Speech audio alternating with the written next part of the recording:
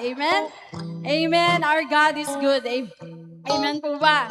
God is good? All the time, God is good. Amen? Tayo pong lahat ay tumayo and let's welcome one another po. Sige po, kamayan po natin ang ating mga kapatiran.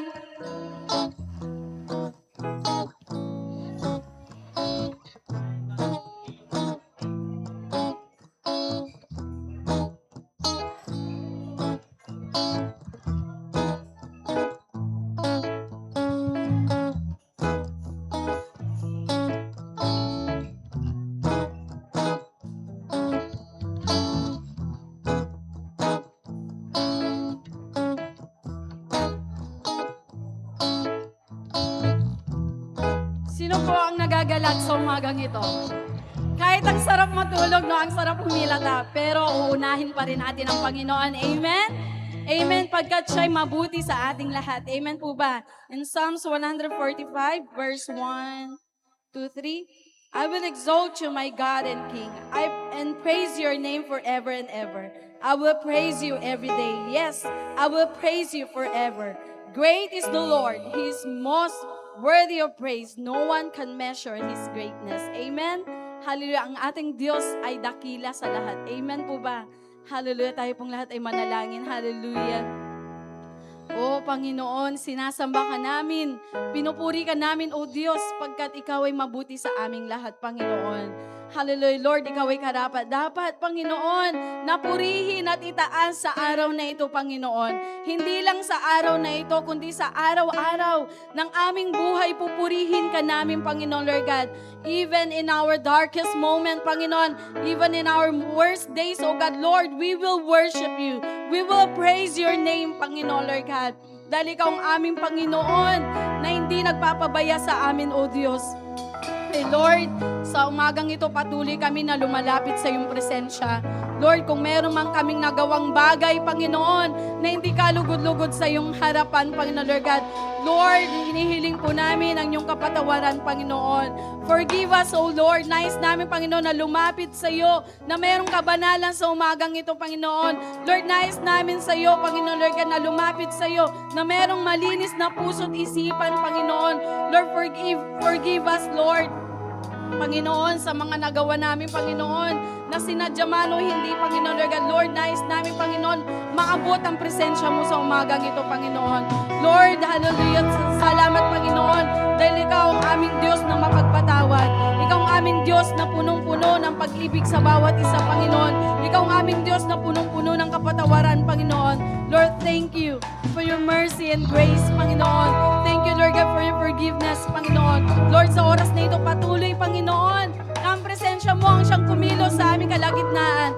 Lord, wala kaming ibang kailangan kundi ang presensya mo. Lord, let your Holy Spirit, Panginoon, na siyang mag-move sa aming kalagitnaan, O Diyos. Lord, na wala kaming ibang hinihiling kundi ang presensya mo, kundi ang yakap mo. At Lord, na Ikaw ang aming itinataas sa aming buhay, sa aming puso, Panginoon. Lord, salamat, Panginoon, na sa buong linggo, O Diyos, Lord, na hindi mo kami hinayaan, Panginoon. Lord, salamat sa pag-iingat mo. Salamat sa lahat ng pagbibigay ng aming pangangailangan. Lord, salamat sa lahat ng blessing na pinaparanas mo even we don't deserve, Panginoon, Lord God. But Lord, thank you. Thank you, Lord God, dahil hindi ka nagkukulang sa buhay namin. Salamat, Panginoon, sa walang hanggang pag-ibig mo. Salamat, Panginoon, sa lahat ng ginagawa mo sa buhay namin, Panginoon. Lord, na patuloy na wala kaming ibang itinataas, kundi Ikaw lamang, Panginoon. Lord, wala kaming ibang pinupuri, kundi Ikaw lamang, O Diyos. Lord, sa oras na ito, patuloy na Ikaw ang siyang maitaas. Patuloy na Ikaw ang kumilos sa aming kalagitnaan, Panginoon. Lord, na itago niyo po kami sa inyong likuran, Panginoon, na lahat ng gagamitin mo, Panginoon, Lord, at Ikaw ang makita. Ang kaluwalhatian mo ang siyang makita, Panginoon. At salamat, O Diyos, nakikilos ka, Panginoon, maging sa iyong mga salita, Lord, na magrerema sa aming mga buhay. Salamat sa gagamitin mo kay Pastor Kelly, Panginoon, Lord God. Lord, thank you sa buhay niya, Panginoon. Patuloy mo siyang gagamitin, Panginoon.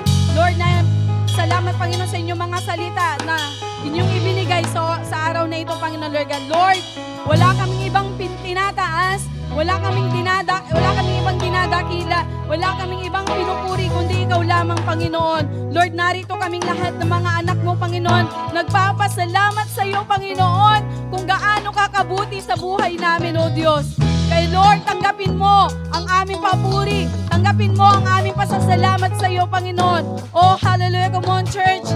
Hallelujah. Pwede po ba sa isang minuto magpasalamat ka sa Panginoon kung ano man ang ginawa niya sa iyo? Hallelujah.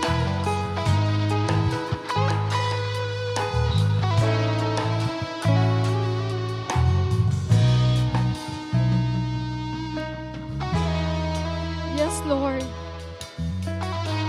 Lord, wala kaming ibang dinadakila, Panginoon, kundi Ikaw lamang aming Panginoon na makapangyarihan sa lahat. Lord, tanggapin mo ang aming pasasalamat, tanggapin mo ang aming pagpupuri sa iyo. Lord, pinupuri ka namin, sinasamba ka namin, O Diyos, sa tanging pangalan ni Jesus. Amen and amen. Hallelujah. Sige po, palakpak para sa ating Panginoon. Amen. Praise God. Malakas po na palakpak. Yung the best po na palakpak para po sa ating Diyos. Hallelujah. Amen. Amen. Hallelujah. Sige po. Minsan pa nga po makarinig po ng malakas na Hallelujah. Hallelujah! Lahat po ng anak ng Diyos ay magsasaya sa araw-araw sapagkat ang Diyos ay napakaputi. Amen. Amen. Hallelujah. Hey!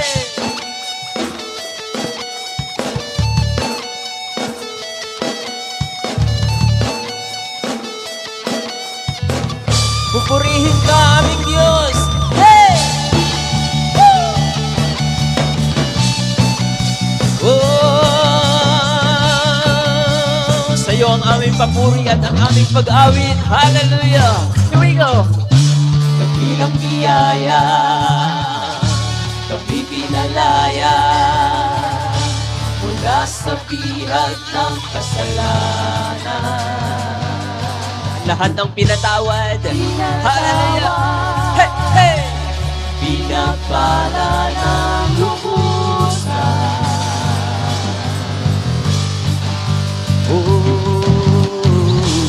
Di mapipigil ang pagsamba sa'yo. Jesus, dakila kang totoo. Ang lahat ay magsasaya. Jesus, papupurihan ka. Ikaw lamang ang aming pag-asa. Ang lahat ay magsasabi, ang lahat ay lumuluhod. Jesus, ikaw lamang ang Panginoon. Hey! Hey! Hey!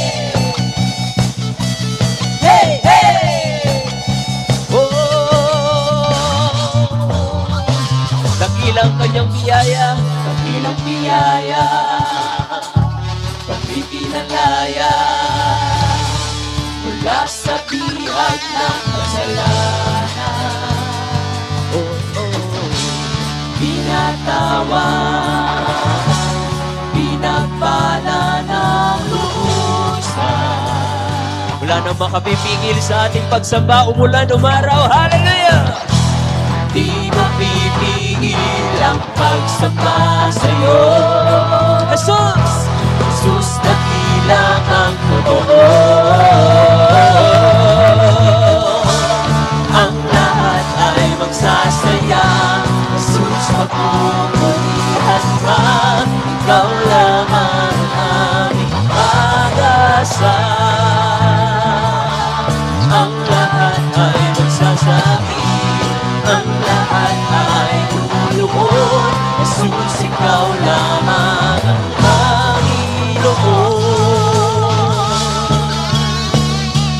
Hey, hey! Hey, hey! Minsan pa ang lahat ng anak ng Diyos ay magsasaya sa lugar na to para magpuri. Hallelujah! Woo! Ang lahat ay magsasaya. Jesus, papupurihan ka. Ikaw lamang ang aming pag-asa. Ang lahat ay magsasabi, ang lahat ay lumuluhod. Jesus, ikaw lamang ang Panginoon. Ang lahat ay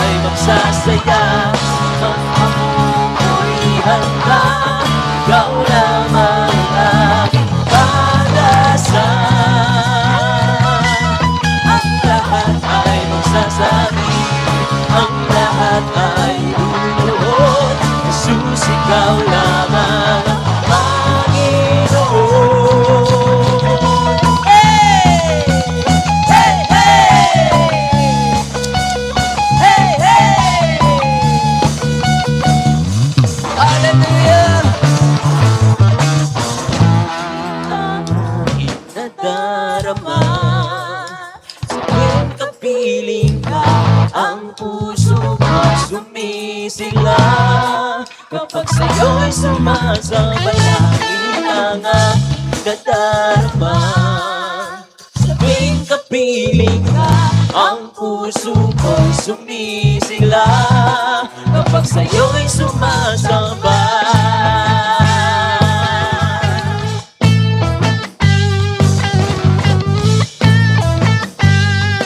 O purihin ka, O Diyos, hallelujah. Ang kailangan mo'y pag-ibig mo, O Diyos sa buhay ko. Ito, kadalakan ko'y kalakasan ko. Ikaw ang nais ko, ikaw lamang ang purihin. Ang pangalan ko'y dadakilain, wala na sa iyong maihahambing. Ang awit ko'y iyong hingin. Langit ang nadarama, we say, langit ang aking nadarama. Sa tuwing kapiling ka, ang puso ko'y sumisigla. Kapag sa'yo'y sumasabalangit ang aking nadarama. Sa tuwing kapiling ka, ang puso ko'y sumisigla. Kapag sa'yo'y sumasabay.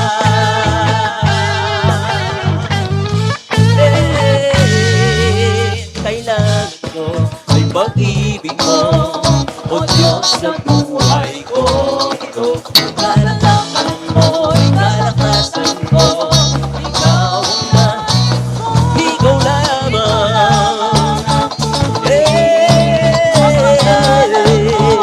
Dadakilain, wala na sa iyong maihahambing. Ang awit ko'y iyong hingin. We say, ang aking nadarama. Sa tuwing kapiling ka, ang puso ko'y sumisigla. Kapag sa'yo'y sumasabalangit ang aking nadarama. Kapiling ka, ang puso ko'y sumisigla. Kapag sa'yo'y sumasabay.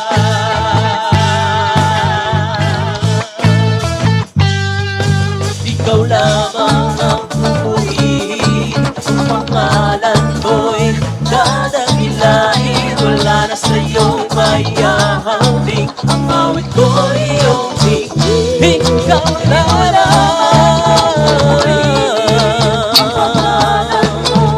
Dadakilain, wala na sa iyong maihahambing. Ang awit ko'y iyong hingin. Ikaw lamang.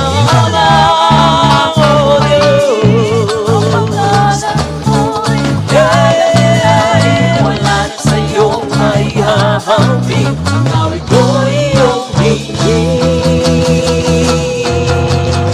Langit ang aking nadarama. Sa tuwing kapiling ka, ang puso ko'y sumisigla. Kapag sa'yo'y sumasabalangit ang aking nadarama. Sa tuwing kapiling ka, ang puso ko'y sumisigla. Kapag sa'yo'y isa pa, isa! Langit ang aking nadarama. Hey!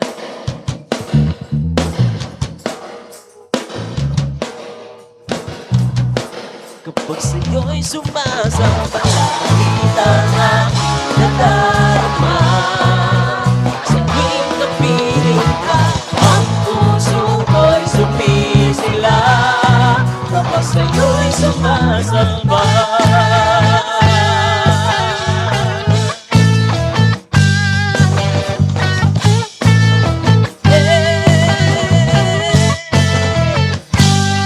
Hallelujah!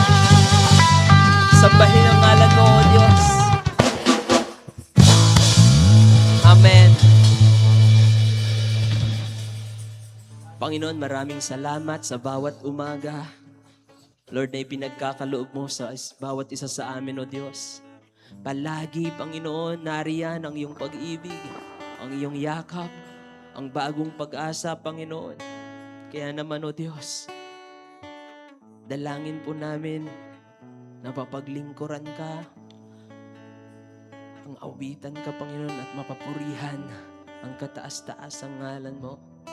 Hallelujah. Dalangin ko'y makita ka, mapagmasdan ang iyong mukha. Hawiin mo ang ulap, nais masilayan, kaluwalhatian mo. Minsan pa, dalangin ko. Dalangin ko'y makita ka, mapagmasdan ang iyong mukha. Hawiin mo ang ulap, nais masilayan, kalwalhatian mo. Lagi kang pupurihin, itatanghal ang ngalan mo, pasasalamat ay sa'yo. Lagi kang nanaisin, ikaw lamang, walang iba. Sa puso ko, ikaw lamang, Jesus. Oh, dalangin ko'y makita ka, mapagmasdan ang iyong mukha.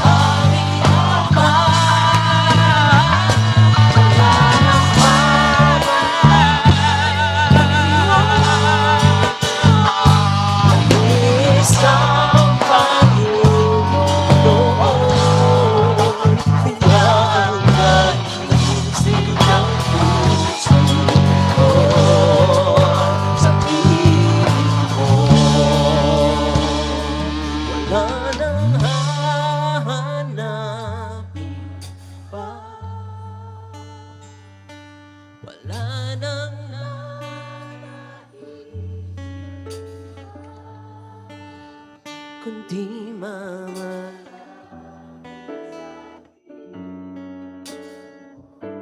Amen. Aming Ama, oh, wala nang papantay sa'yo. Nag-iisang Panginoon, kaya ang naisin ng puso ko sa piling mo. Wala nang hahanapin pa, wala nang nanaisin pa, kundi mamalagi sa piling mo. Aming Ama, wala nang mapantay sa'yo. Nag-iisang Panginoon,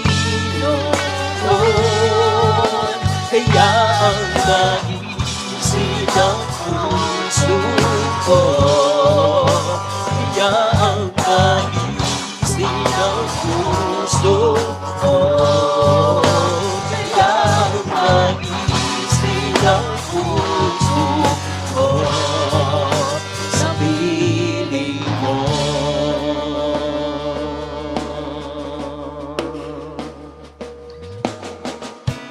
Hallelujah. Panginoon, wala po kami ibang nais kundi ang makapiling ka, ang presensya mo, Panginoon, kundi makasama ka, Panginoon. Hallelujah.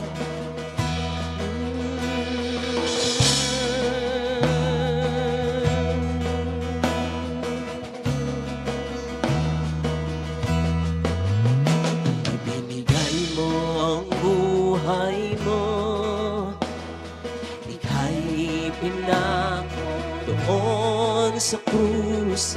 Diyos, pinatawan ng iyong habag at biyaya. Ikaw ang kayamanan ko, tanging dahilan ng buhay ko. Sa Diyos na karapat na buhay ko'y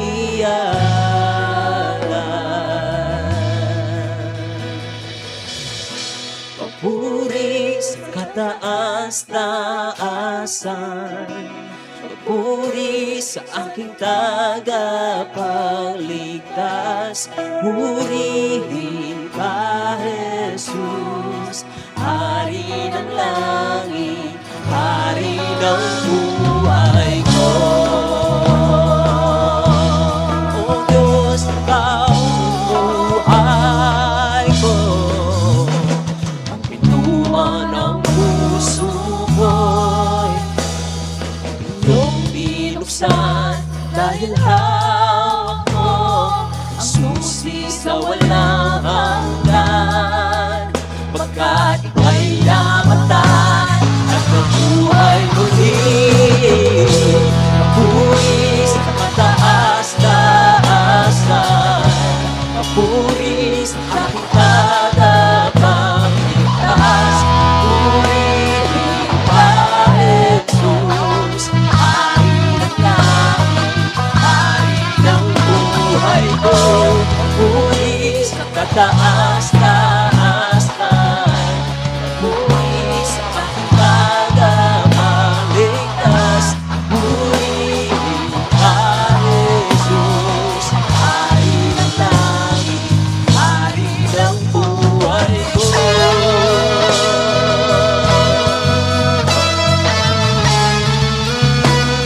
Jesus, Ikaw ang buhay ko.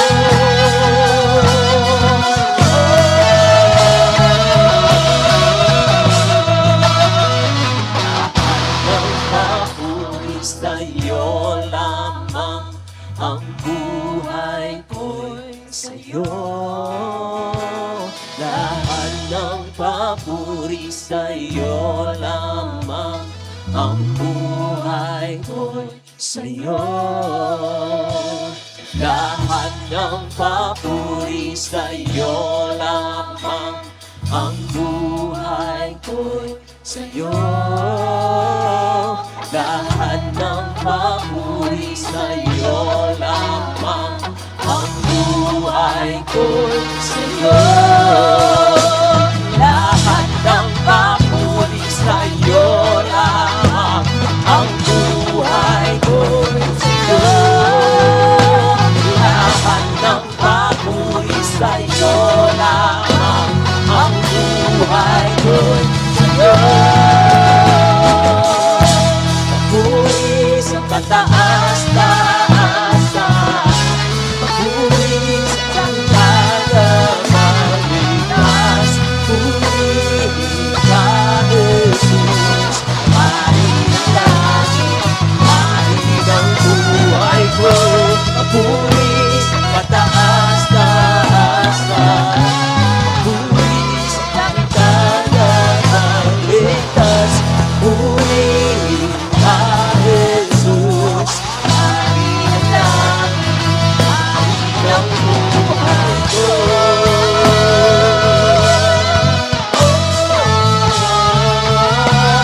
Ikaw ang buhay ko.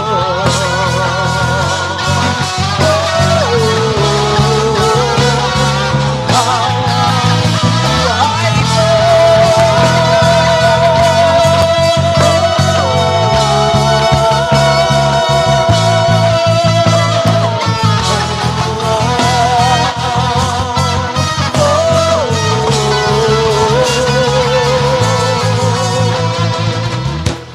Puri sa kataas-taasan, puri sa aking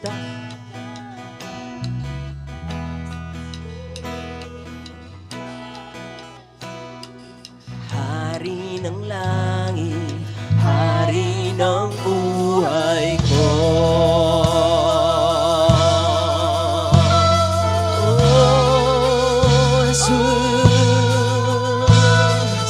ang buhay ko.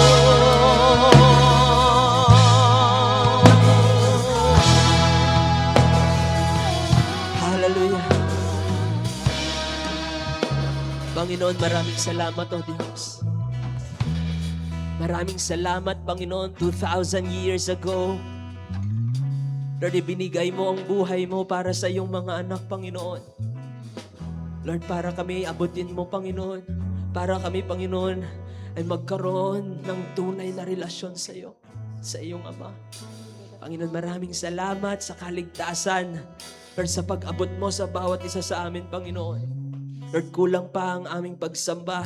Kulang pa, Panginoon, ang aming pag-awit sa oras na ito. But Lord, Lord, binibigay po namin what is due to you. What is due to your name, O Lord. For you are worthy. You is worthy. Our God is worthy of all of our praises, of all that we have. Let everything that has breath praise the Lord. Lord, we thank you. We bless you. We bring you honor. And we give you all the thanksgiving.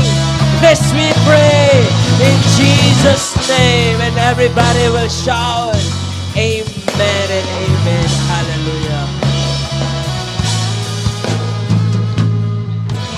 Amen. Praise the Lord. At bago po tayo maupo, pwede po bang batiin po natin ang ating mga katabi? Sabihin po natin, nagagalak ako, nandito ka ngayon, kapatid.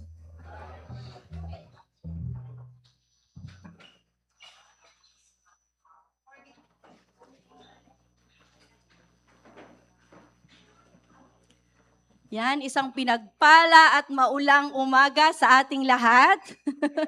Praise God. Akala natin okay na, no? Maaraw-araw ang Lunes, Martes, pagdating ng Miyerkules, ayan na po. Pero praise God, at kahit papaano, ay okay pa rin tayo, tama ba? Hindi pala kahit papaano, pero okay tayo, blessed tayo. Amen? Dahil ang ulan ay pagpapala ng Diyos sa atin, lalong-lalo na po sa mga farmers, ano po? Amen? May I request everyone, please occupy yung mga vacant seats. Dahil ang layo po ng mga front ng yung first row.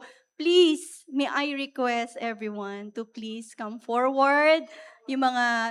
Let's occupy the vacant seats. Para kung sana may mga dumating pa, ay doon na lang po sila sa likod. Thank you so much. Thank you. Praise God. Salamat.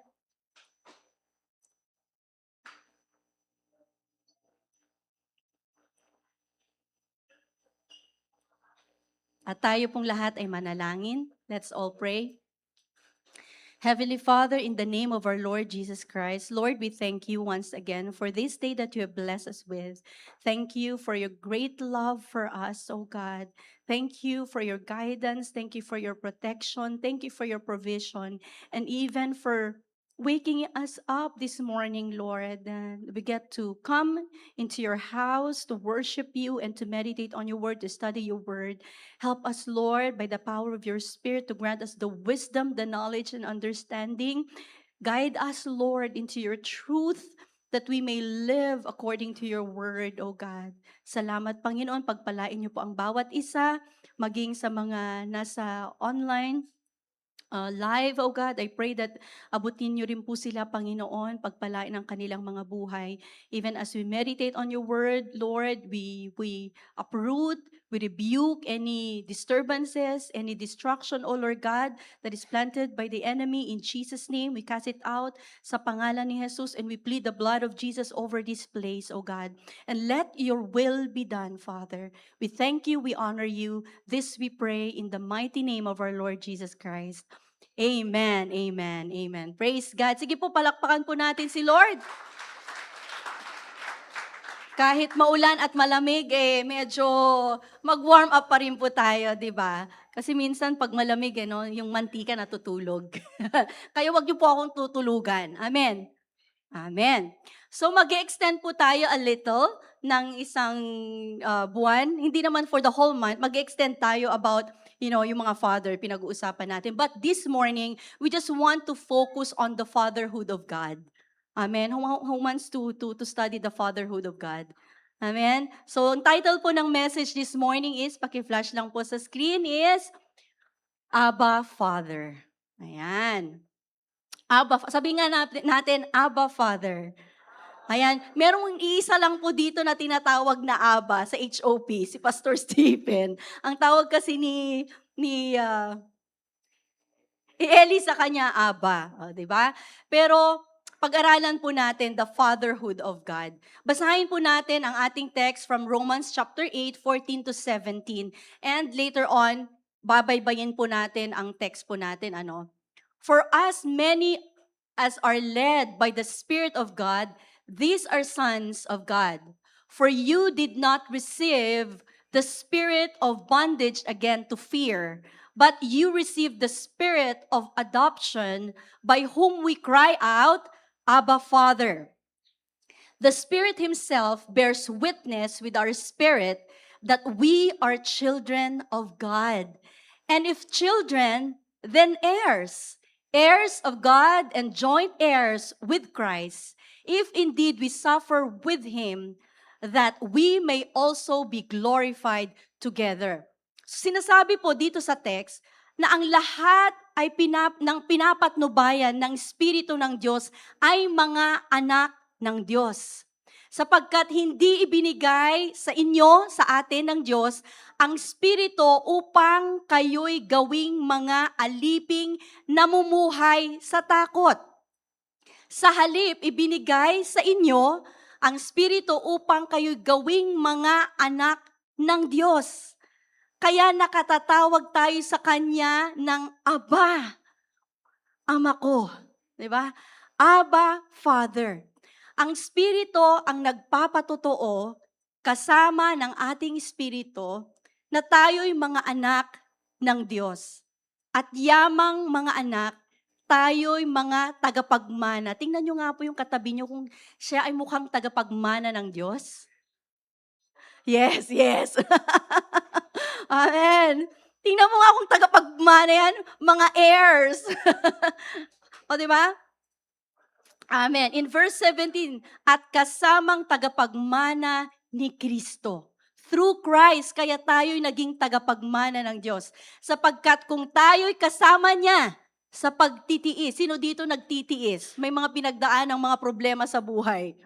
Kapag tayo'y kasama niya sa pagtitiis, tayo'y makakasama niya sa kanyang kaluwalhatian. Kaya hindi lahat pagtitiis, hindi lahat kapighatian. Makakasama din natin ang ating Panginoong Hesus sa kaluwalhatian. Now, what does this text mean to us? Nung tayo'y tumanggap kay Jesus, or when Jesus found us, so to speak, no? Sabihin natin, nung natagpuan tayo ng ating Panginoong Hesus Kristo, tinanggap natin siya sa buhay natin, the Holy Spirit indwelt in our lives. Nanahan ang banal na Espiritu sa ating buhay. What is the work of the Holy Spirit? The work of the Holy Spirit is to lift up Jesus. That is why He is called the Spirit of Christ. No? To testify to us the Lord Jesus Christ. Kaya ngayon sa John 1:12, sabi doon, that but to all who believe, sa lahat ng mga nananampalataya, naniniwala, and accepted Him, tumanggap sa Kanya, He gave them the right to become children of God. Binigyan sila ng karapatan na maging mga anak ng Diyos. Kaya yung katabi mo, kung siya ay tumanggap sa Panginoon, si Jesus ang kanyang Panginoon at tagapagligtas, siya ay tagapagmana, at siya ay anak ng Diyos. Tingnan mo yung katabi mo ulit. Siya ba ay mukhang anak ng Diyos? Amen. Amen. Praise God. So, church, we did not receive a spirit of bondage, but spirit of adoption. Bigyan ko lang ng emphasis yung sa adoption, no? Sa verse ito, verse 15, no, bago mag-16. Yung spirit of yung word na adoption doon, hindi yung adoption na inampon. Okay, kasi yung alam natin pag sinabi mong adoption, inampon, right? But here, the spirit of yung adoption na ginagamit dito or term na to, it is the spirit of declaration. Dineklara, meaning anak ka na niya. Just like when the Father declared Jesus as His Son, remember when Jesus was baptized in a Jordan River, nung siya ay umahon sa tubig, ang kalangitan ay nagliwanag at nagsalita ang Ama, "This is my beloved Son, with whom I am well pleased." That is the declaration and the same declaration na binibigay sa atin o binigay sa atin ng ating Ama when we accepted our Lord Jesus Christ to be our Lord, our Savior. Because yung Son, Jesus Christ as His Son, we have the Spirit of God. Therefore, we can cry out, Abba, Father. Kaya ang sarap ng pakiramdam when we call when we call God, not just our God, but He is our Abba. He is our Father. Some people address Him yung nasa itaas. Yung nasa itaas. Di ba, napansin nyo ba may mga taong ganon? Yung nasa itaas. Sabi ko, anong nasa itaas? Second floor? Bubong? Ano nasa itaas? Yung nasa itaas. Yun ang ginagamit nila. Why? Because they don't have the boldness. They don't have the Spirit of God. They don't have that, yung malinaw na pangunawa, that relationship with the Father. But with us, believers who have the Holy Spirit that's dwelling in us, we can call Him Abba Father. That is why, nung ang mga disipulo ng ating Panginoong Yesong siya'y nananalangin, and then they ask, Teacher, Rabbi, will you please teach us how to pray? Kaya nga sa Matthew chapter 6, ang tinuro ni Jesus ganito sa kanila, this is how you pray, Our Father. It starts with the relationship. It starts with that connection that He is the Father of our Lord Jesus Christ. At ganun din ang itinuro ng ating Panginoong Hesukristo sa kanyang mga disipulo. And same thing with us believers. Amen. So, itong nakakatawa at nakakatawa.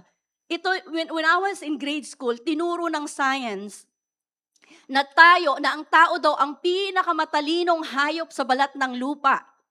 Sino dito tinuro yan sa inyo? Di ba? Yung law of evolution na yung tao daw ay nagmula sa unggoy. Okay? Nagmula sa unggoy. Tingnan mo nga kung mukhang nagmula sa unggoy yung katabi mo. Naniniwala ka ba? Matatanggap mo ba na nagmula sa unggoy yung katabi mo? Kung nagmula sa unggoy ang tao, di sana wala nang unggoy. Lahat na lang naging tao. Right? So,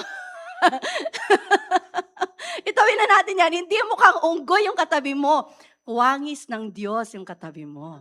Amen? Amen po. So, Jesus is our eldest brother. Kaya don't address Jesus as Papa Jesus when you pray, okay? Jesus is our eldest brother. We are His brothers. We are His sisters. Amen? So, okay. So, Paul's message to Romans was also his message sa church in Galatia. So, let's go to the next scripture in Galatians chapter 4. Sabi dyan, now I say that the heir, as long as he is a child, does not differ at all from a slave. Wala daw ang isang tagapagmana kapag siya ay bata pa or siya pa ay walang muwang. No? Walang pinagkaiba yan sa isang alipin. Though he is the master of all, but is under guardians. Kailangang magpasakop muna sa mga stewards, sa guardians. Okay? Until the time appointed by the Father. Even so, we, when we were children, were in bondage under the elements of the world. Tinutukoy dito nang tayo hindi pa nakakakilala sa Panginoon, we are considered children, we were under bondage ng elements ng law. Okay? But when the fullness, nung dumating niya yung time kung saan God sent forth His Son, born of a woman, pinanganak siya through virgin birth, born under the law, para saan? To redeem us, para iligtas tayo who were under the law, that we might receive the adoption as sons. That is, napakalinaw, no? That we became children of God when Jesus Christ came into this world and declared, yung salvation, ibinigay niya ang buhay niya. Verse 6, and because you are sons, God hath sent forth the Spirit of His Son into your hearts, crying out, Abba, Father. Therefore, you are no longer a slave, but a son. Okay? And if a son, then an heir of God through Christ. Kaya yung katabi mo, mayaman yan. Milyonaryo yan. Tagapagmana yan. Eredero yan.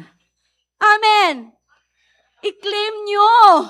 Yun yung katotohanan. Tagapagmana tayo, mayaman tayo. Bakit? Mayaman ang ating Ama. Kaya wag mong sabihing mahirap ka, pinanganak kang mahirap, mamamatay ka ng mahirap. That is a wrong thought, no? Hindi yon. That is not our identity. And I will teach you later about our identity. So, sinasabi dito sa Galatians chapter 4, 1-7, ang mga tagapagmana, kahit may karapatan na yan, sino dito may mga ipapamana sa kanilang mga anak? Bakit isa lang? Dapat lahat may mga ipapamana sa kanilang mga anak. Amen. Lalo na yung mga tatay. Di ba? Okay, ganito yan. Ang mga tagapagmana, kahit may karapatan sila, dapat magpasakop pa rin sila sa mga guardians. Especially kapag wala pa dun sa tamang edad. And it's the same thing sa atin. Spiritually, no, lalo na no, hindi pa tayo nakakilala, magpapasakop talaga yan sa mga pastors, sa mga leaders, mga apostles, prophets, teachers, to hone them, to train them para maging mature spiritually. Okay? Alam nyo, inaaral ko to, sabi ko, Lord, tagapagmana kami, tagapagmana ako, Lord. Hindi dapat ako naghihirap, walang ganyan, and all this. And iniisip ko, no, ang Pilipinas, Minsan sinasabi na, kawawa ang Pilipino, ang daming mga korap, lahat na, yung mga nag-enjoy, yung mga nasa tungkulin, and all that. Pero we have to remember, brothers and sisters, we have two governments. May dalawang gobyerno tayo. Gobyerno dito sa lupa, and we have the government in heaven. Amen? We have the government in heaven. Ibig sabihin, God's government is a government of increase. Amen po. Kaya hindi tayo broke, hindi tayo bankrupt, hindi tayo kawawa, kasi tayo mga anak ng Diyos. Lagi po nating iisipin yan. Amen po. Never. Okay, never. Huwag niyong tatanggapin yon. Kasi we are heirs and co-heirs with Christ. Now, tingnan po natin sa next slide, yung pinagmulan. Saan kinuha yung salitang Abba? Okay? Kasi naririnig natin yung Abba Father. Let's look at yung word na Abba sa Greek. Ang A sa Greek is alpha. Okay? Alpha. Ibig sabihin, pag sinabing alpha, yan yung head. Kaya nga, si God is addressed as the Alpha. Diba, narinig po natin Alpha and Omega? Okay. Alpha, He's the beginning, He's the head.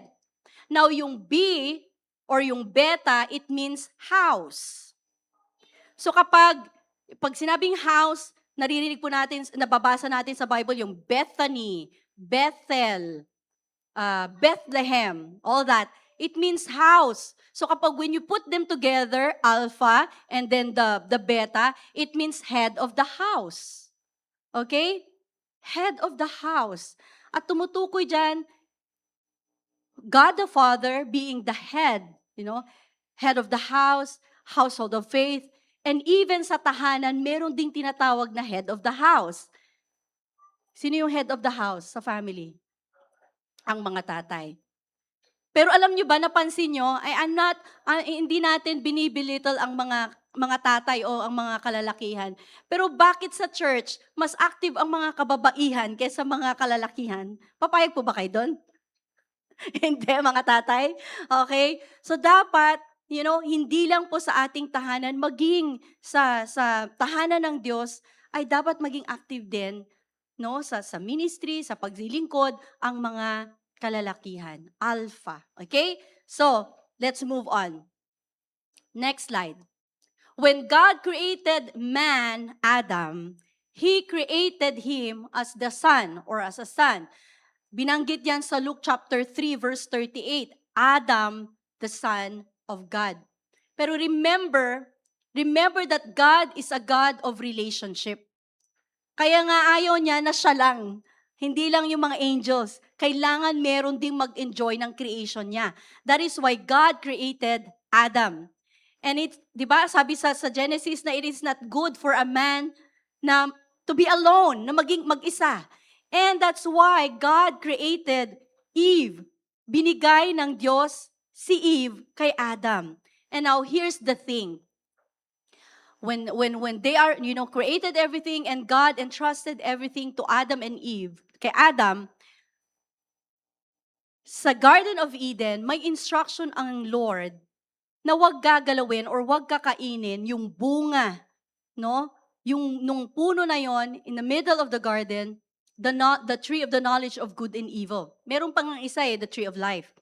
Pero si Satan, in a form of a snake, a serpent, he enticed Eve to eat the fruit of the tree. And even questioned the instruction of God na sabi niya, huwag niyong kakainin yan or else you will die. And Satan said, talaga ba? Mamamatay ba kayo? Mamamatay ka ba? Hindi.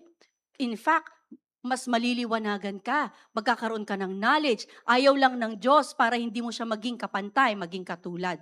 Pero yun naman ang gusto ng Lord, maging katulad natin siya. And so what happened? Dumating na yung the fall of man. They were banished from the Garden of Eden. And that relationship, next slide, that relationship with God ceased. Natigil, naputol because of man's sin. And so, anong nangyari?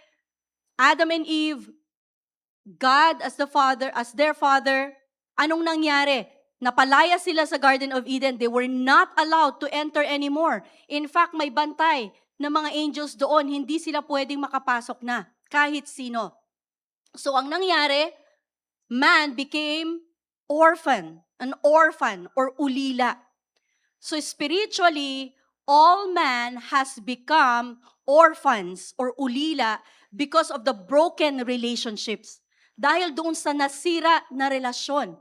Genesis chapter 3:24, He drove out the man from the Garden of Eden. Pinalayas sila. Nawala na sila ng karapatan. That is why in the New Testament, Romans chapter 3:23, for all have sinned and fall short of the glory of God. Ang tao, hindi lang yan sinner. Ang tao ay orphan, ulila, because of the broken relationship with God. Yun ang estado ng tao kapag ipinanganak. Kaya nga merong tinatawag na natural sin. Ano nang natural sin na yan? Because of the history, yung pinagmulan.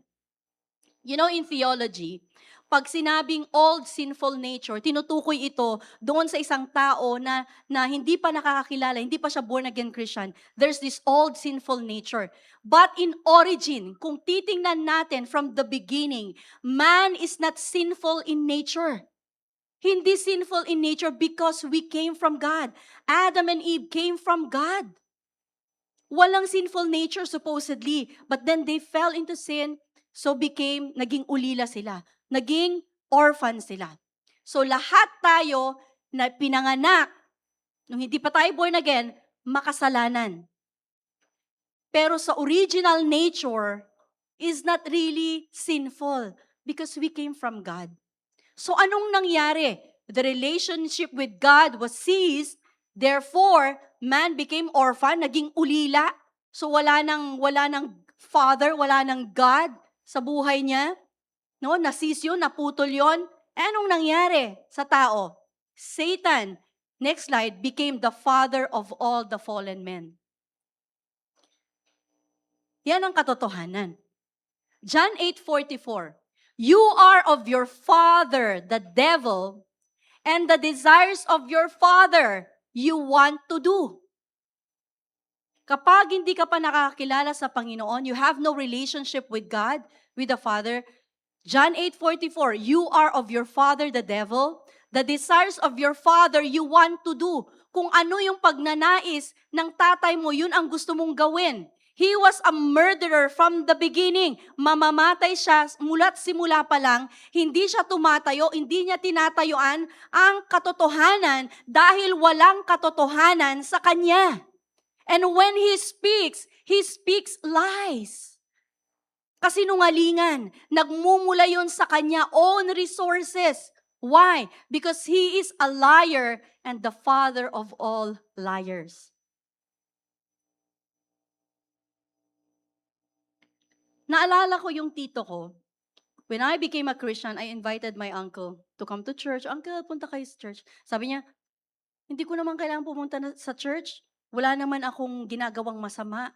Wala naman akong inaagrabyadong tao. Yun ang turn niya sa akin. Wow! Sabi ko, at the back of my mind, sabi ko, ganun pala ang tingin nila porke wala ka ng inaagrabyadong tao, wala kang ginagawang masama. You don't need to go to church. You are excused. Pero kung looking at this biblically, kung wala kang relasyon sa Panginoon, God is not your father. Therefore, who is your father?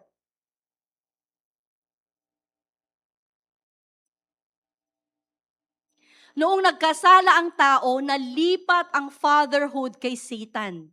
Dahil siya ay sinful. Father of all lies. So spiritually, ang tao in our sinful state, si Satan ang tatay natin. In our sinful state. Kaya nga, kaya sinungaling din, gumagawa rin ng masama, umapatay, kung ano-anong mga crimes, kung ano-ano mga kasamaan ang nasa isip ng tao nung hindi pa tayo Christian. Malinaw po ba? Kaya it's very important na malaman natin, ma-establish natin who is your father. Ito ang namana natin kay Satan. Dahil sa relationship sa kanya, this is bad news. Bad news muna. Muna natin yung bad news. This is bad news. Next slide, please.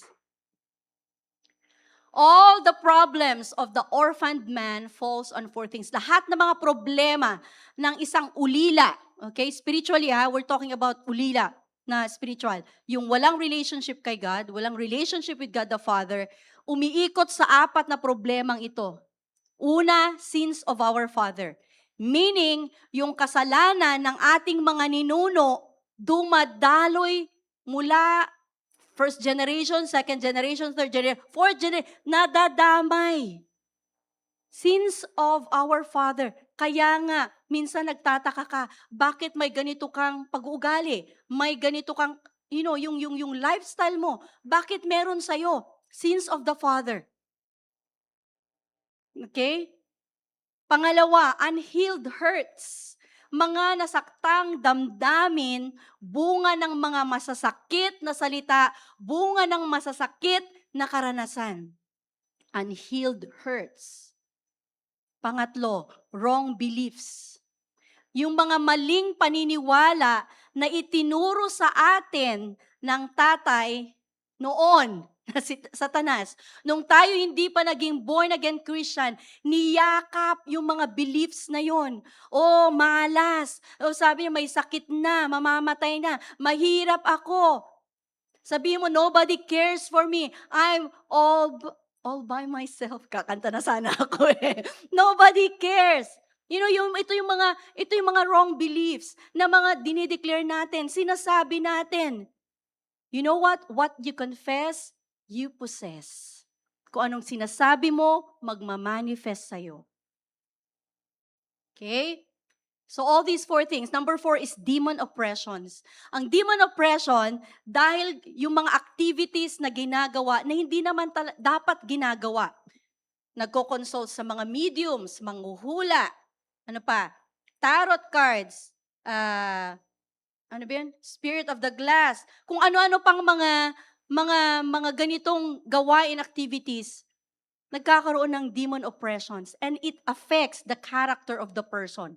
Hindi mo man siya makikita na possessed, but the character changes because of these activities. Kaya ito lang yung pinamana ng father of lies, these 4 things. Lahat yan umiikot dyan. Sins of our fathers, unhealed hurts, wrong beliefs, demon oppressions. Now, here's the good news. Gusto niyo bang good news? Amen. Ang bad news naman yung kanina, Pastora. Here's the good news. How many of you have Jesus in your heart? How many of you, God is your Father? Therefore, here's the good news about Jesus Christ. When we became born-again Christians, may 4 din na ibinigay ang Ama sa atin. And God wants to restore this in us through our Lord Jesus Christ, na tayo'y maging anak niya and heirs with Christ. 4 eyes yan na dapat nating mamana. Instead of sins of our fathers, merong inheritance. Ano kaya yung inheritance na yan? Buhay na walang hanggan, bagong buhay, magandang kinabukasan, His presence, salvation, peace, righteousness, blessings, abundant harvest. Gusto nyo ba yon? Amen po? Ito yung nais na i-restore ng ating Ama sa atin. Pangalawa, instead of unhealed hurts, there's intimacy. Lahat ng mga unhealed hurts, papalitan niya ng intimacy because of our relationship with the Father. Yung ating damdamin na nasaktan, gustong ilapit ng Diyos sa Kanya. Amen? That is why it's very important that if you want to be intimate with God, the Father, you have to be intentional. Hindi pwedeng one-way street. No? Dapat two-way yan. Nagbibigay ang Diyos sa atin, dapat tayo din, we have to reciprocate it. That we are intentional to be intimate with the Father. Amen po? Are you getting it? Number 3, yung identity. Kanina, sabi ko nga, yung identity, wrong beliefs, mahirap, wala nang kinabukasan, wala nang pag-asa, mamamatay na, may sakit ako, all that. But, ang gusto ng Lord, yung identity mo. Sometimes kasi we are confessing wrong identity.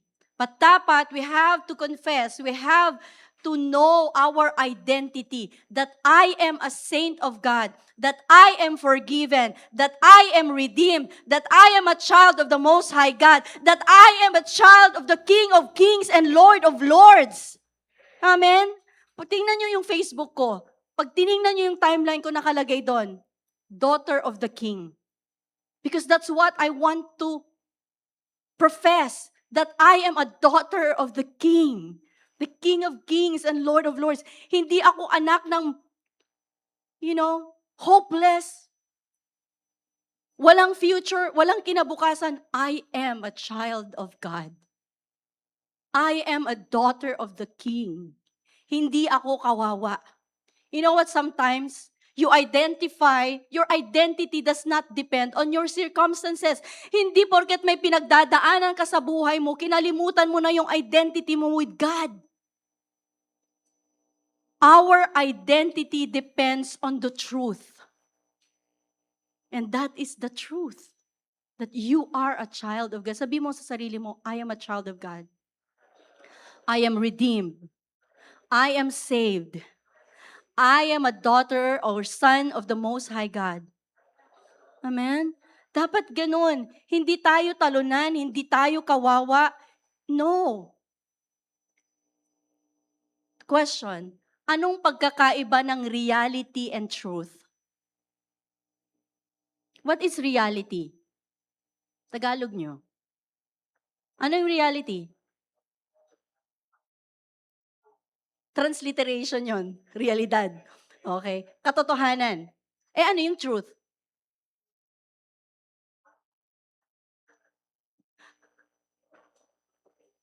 Anong pagkakaiba? Okay. Reality, pag sinabing reality, it's not permanent. Ang truth, permanent. I'll give you an example. Reality, okay, mahirap ka ngayon. Pero truth is, pinagpala ka na ng Lord. May plano ang Lord sa buhay mo.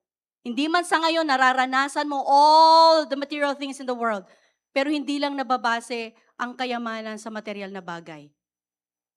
Here's another thing. Sinabi ng doktor, may sakit ka. That's a reality. But the truth is, Isaiah 53, by the stripes of Jesus, we have been healed.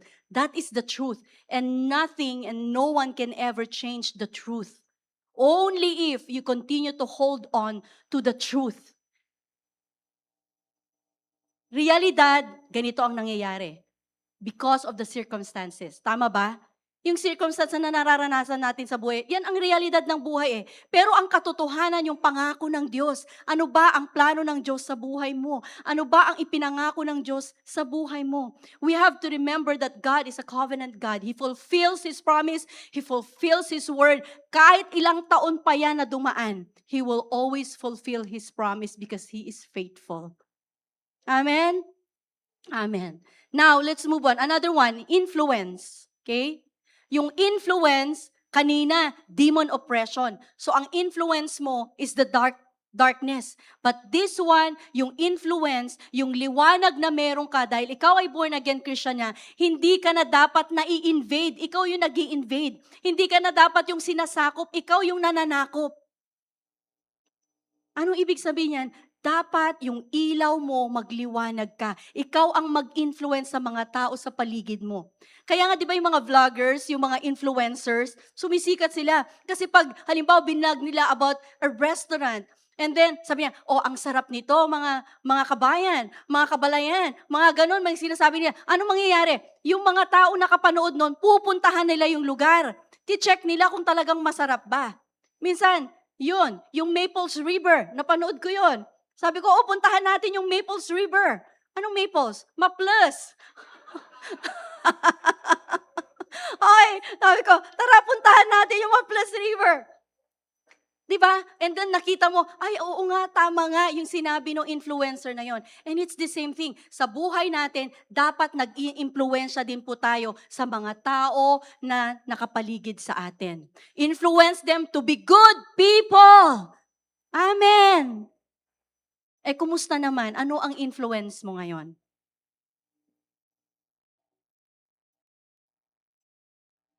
Anong impluwensya mo? Kayo lang makakasagot niyan. Okay? Now, let's move on. Papaano mo mai-enjoy ang pagiging tagapagmana? Requirements for heirship. Ano yung mga requirements para maging tagapagmana ka? Unang-una, sonship. Dapat ikaw ay anak. Dapat ikaw ay may relasyon sa magpapamana. Tama? Dapat may relasyon ka. Siguro 99.9, 0 point something, yung pinapamanahan na wala naman talagang relasyon doon sa magpapamana. Pero in general, ang pamamanahan ay dapat may relasyon sa magpapamana. Tama ba? Okay. Number 2, death of the testator. Ibig sabihin, dapat mamatay na muna yung magbibigay ng mana. O baka tanungin nyo, Pastora, paano yung parable of the lost son? Bakit binigay na sa kanya yung mana, buhay pa yung tatay? Ganoon talaga yung tatay, mabait siya. Kinuha ng anak yung mana niya, kinuha niya. 'Di ba? Pero in general, yung mana binibigay yan kapag wala na yung testator. Okay? Pangatlo, last will and testament. Yung last will and testament na yan yung habilin na dapat maintindihan ng tagapagmana yung kanyang karapatan.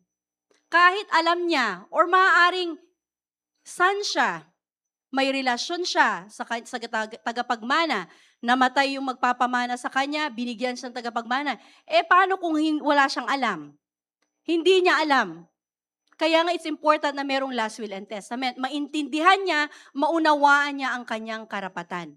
Now, these requirements for heirship was fulfilled by our Lord Jesus Christ. Kaya nga tayo, we are declared sons of God through our Lord Jesus Christ. We are heirs. Tagapagmana tayo dahil sa finished work of our Lord Jesus Christ. Number 1, yung sonship, we accepted Him. We became sons. Nung tinanggap natin, tayo'y naging anak ng Diyos. Pangalawa, yung death of a testator, Jesus died on the cross. Jesus died on the cross. He declared it. Dineclare na yun. Kaya nga yung word na tetelestai, when He was on the cross, tetelestai, it is finished. But the closest definition of that is, it is fully paid. Fully paid, bayad na. And all you need to do is angkinin mo na lang kung ano yung na-accomplish or nagawa ni Jesus sa buhay po natin. Amen? Last will and testament, ano yun? The word of God, the promises of the Lord, the gospel of grace na ibinigay sa atin.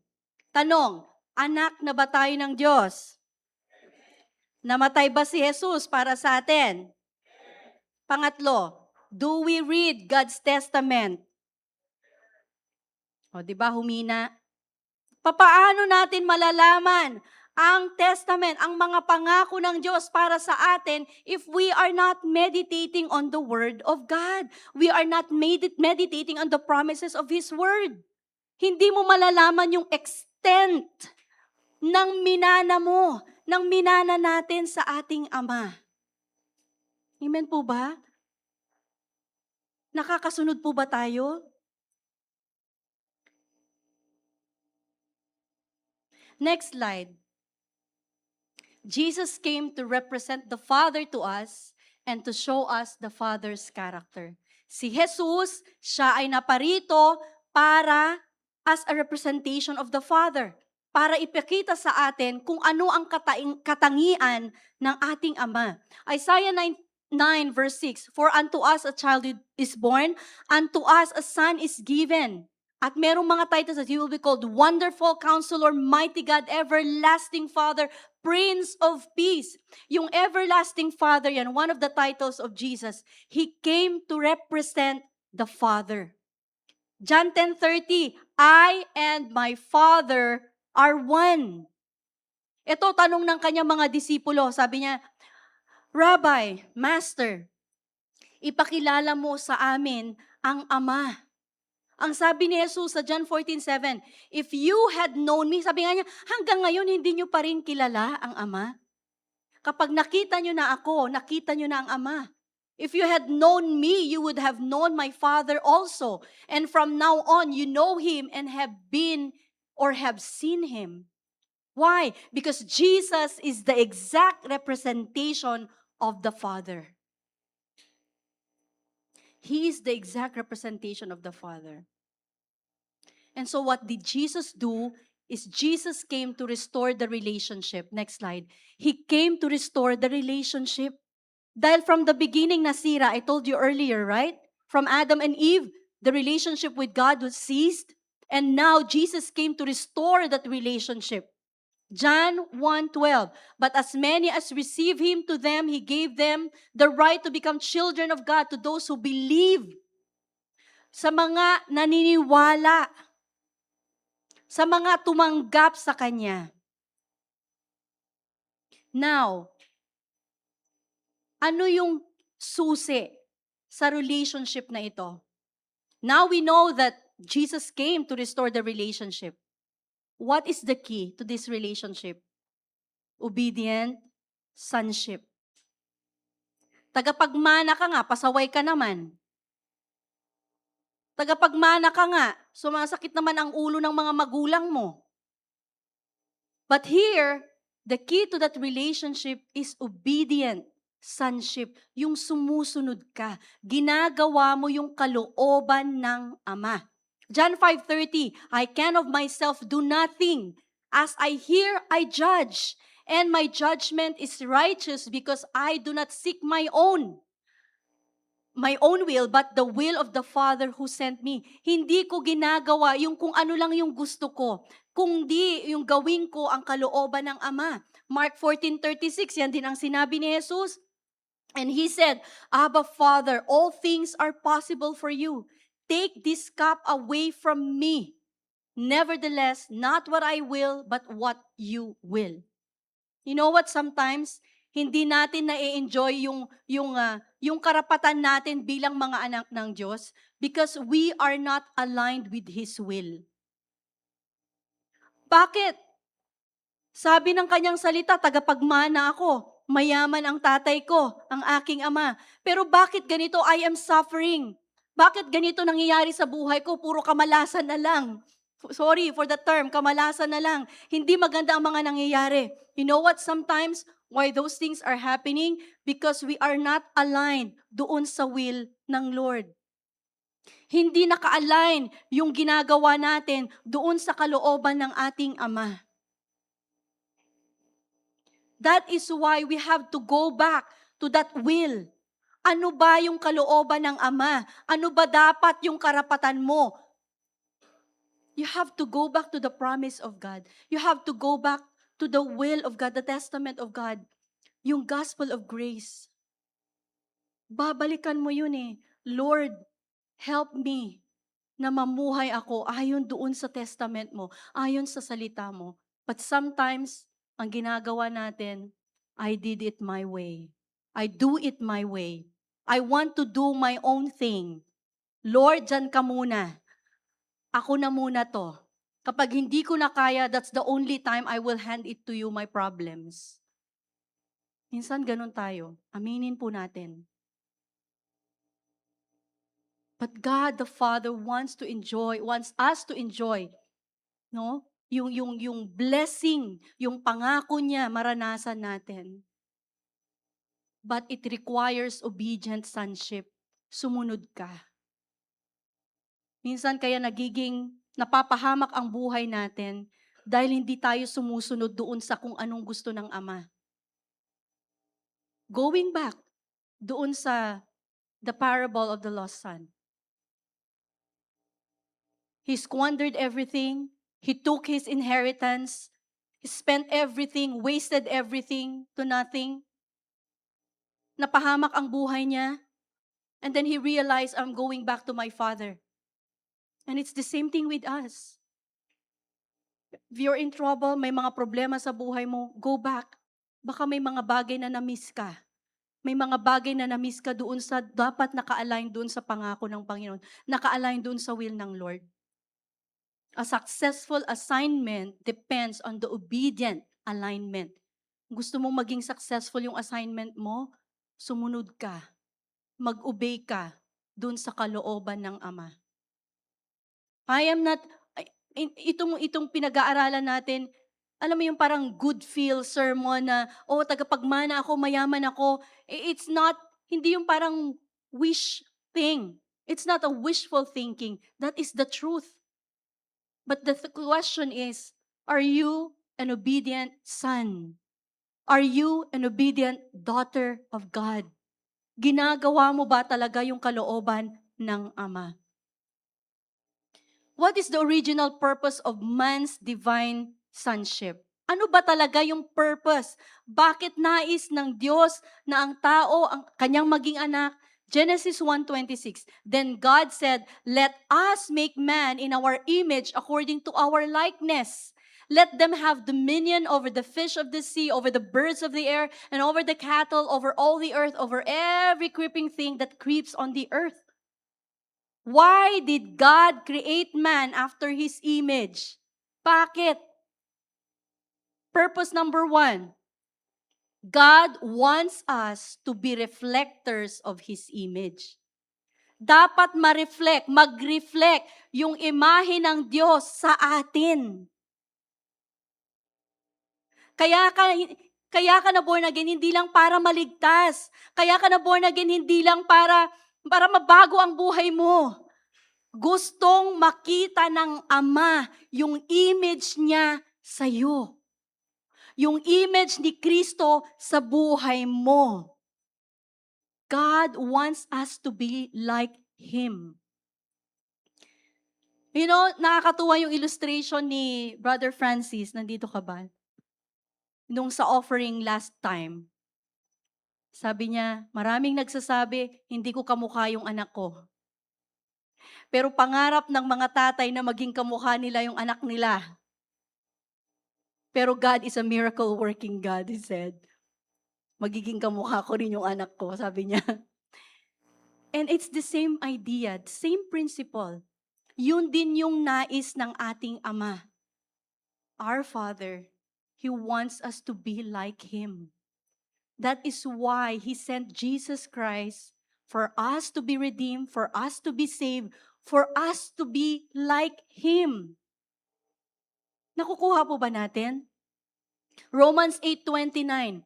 For whom He foreknew, He also predestined to be conformed to the image of His Son, that He might be the firstborn among many brethren. Kaya make it your prayer and be intentional. Sabihin natin na, Lord, when anyone looks at me, let them see Jesus in me. Let them see Jesus in my life. That should always be our desire. When people look at us, when people look at you, sinong nakikita nila?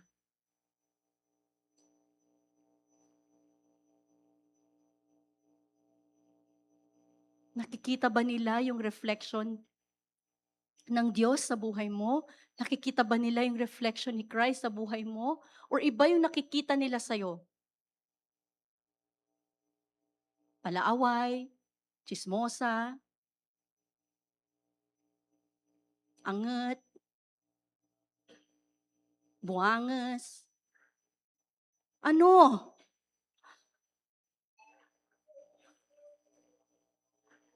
Tama ba yung pagkasabi ko?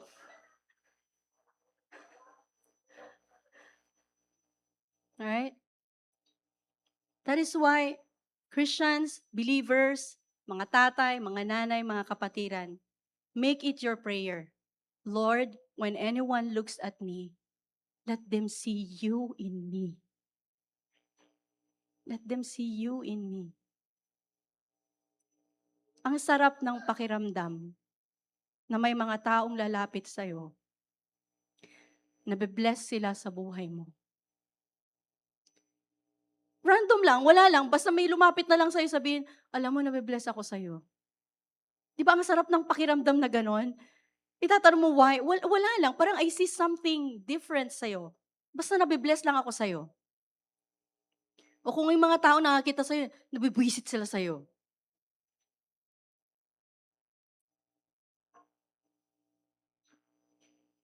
Okay? I'm frank, direct, pero may katotohanan. Tama? Amen. Pangalawa, why did God create man in His image? Number 2, purpose.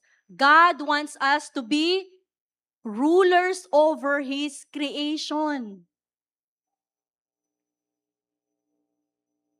Doon sa binasa natin kanina, let them have dominion over the fish of the sea, over the birds of the air, over the cattle, over all the earth, over every creeping thing that creeps on the earth.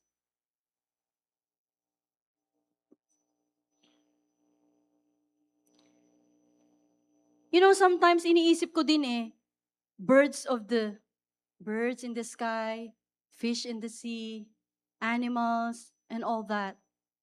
How does that apply to us now? Anong application nun sa buhay natin? 'Di ba ang fish, kapag binenta mo, naging pera. Meaning, ang fish, pag binenta mo, nagiging ano? Bangos? Ano ba yon? Pag binenta mo, ang fish, nagiging pera. Ibig sabihin, matuto tayong mag-manage ng ating finances. Let us not squander our blessing. At hindi rin tayo maging mukhang pera. Kamukha dapat natin si Lord. And we are able to handle everything well. Amen? Oh, yung birds. Ano naman yung birds? Hindi porket nakakita ka ng ibon, o spiritual yan. You know, mga spiritual beings yan. No. That only tells us or remind us na ang mga spiritualities nagpapasubject sa atin. Because we have the authority, we have the power, we are heirs of God. Amen? Co-heirs with Christ. Yung animal, hindi ko sinasabi na ang tao galing sa animal. But in fallen nature, ibig sabihin nung nahulog sa kasalanan, hindi ba kapag may nag-aaway na magkapatid, tumigil nga kayo para kayong mga aso't pusa? Pag makupad, anong tawag? Pagong. Pag nangaliwa, anong tawag? Diba ahas? In his fallen nature. That is why, sa atin, bilang mga mananampalataya, kung papaano natin ito sasabuhay, sumunod tayo sa salita ng Panginoon. Matthew 28:19-20, also in Mark chapter 16. And he said to them, go into all the world and preach the gospel to every creature. He who believes and is baptized will be saved, but he who does not believe will be condemned. Meaning, when we begin to obey the gospel, when we begin to preach the gospel, we are dominating. Ipinapahayag natin yung ebanghelyo, ipinapahayag natin yung salita ng Panginoon. We are applying, sinusunod natin yung kautusan ng Lord. Amen po.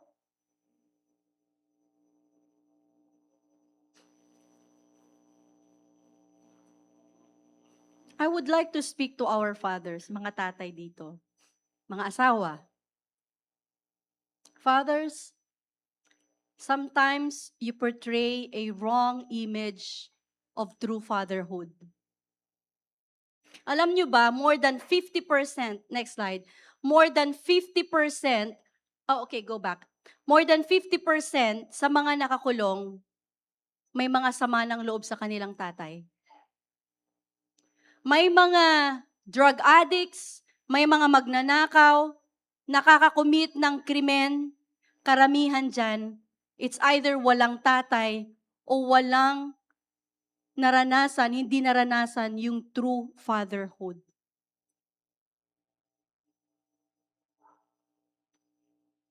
Kaya mga tatay, next slide. You are the life givers to your family. You are the life givers to your family. Fathers, lead your families into God's plan and purpose. Dalhin mo ang pamilya mo doon sa plano ng Diyos sa buhay ninyo, sa pamilya ninyo. Fathers, love your families unconditionally. Fathers, provide for your families. Well, it's good if your children are already working, you are already, senior, advanced age. Pero masasabi mo, in your younger age, you have provided for your family, and that's really good. And we salute you for that. Provide for your families. Fathers, protect your families. I remember, nung buhay pang tatay ko, I rented a place in Manila. Yung sasakyan namin, nandun sa labas, si Jewel. At yung owner ng nirerentahan kong apartment, nagmaneuver siya, inilabas niya yung sasakyan niya. Nasagi niya si Jewel. Nasagi niya yung sasakyan. So I approached the man. Sabi ko, tay, nasagi niyo po yung sasakyan. And yung anak niya lawyer, babae. Inaway ako. Without any, sinabi ko lang, nasagi niyo po yung sasakyan. Inaway niya ako. And I said, nothing.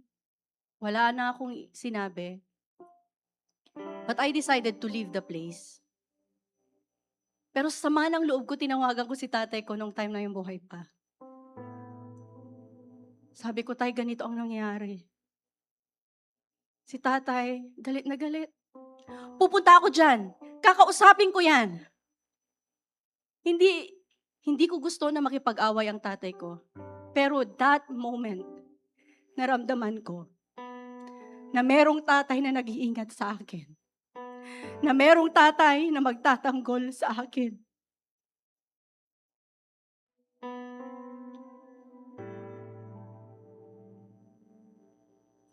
And it really feels good when your children feel that they are secured, that they are protected, na meron silang maasahan sa kanilang tatay, na hindi sila pinapabayaan ng tatay nila.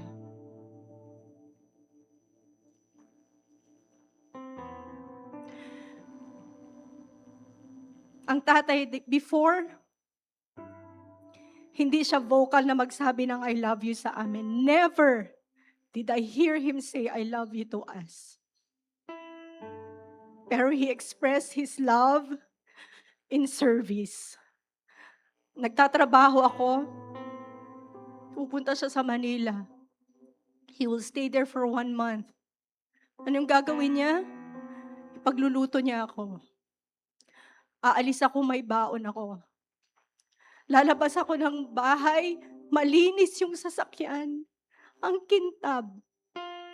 Sasabihin niya, anak, mahihiya na yung langaw na dumapo sa sasakyan mo.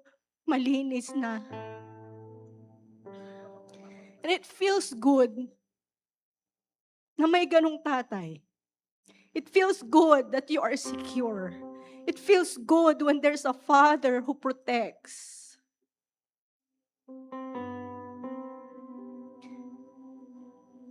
Protect your family. Protect your identity.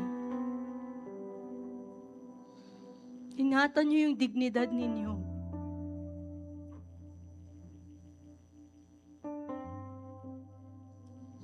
And fathers, portray our Heavenly Father to your families.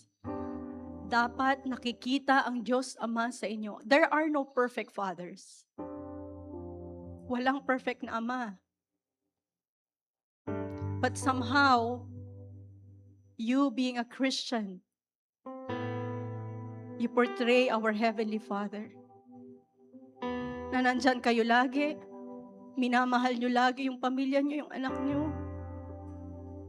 That there's always a shoulder to cry on.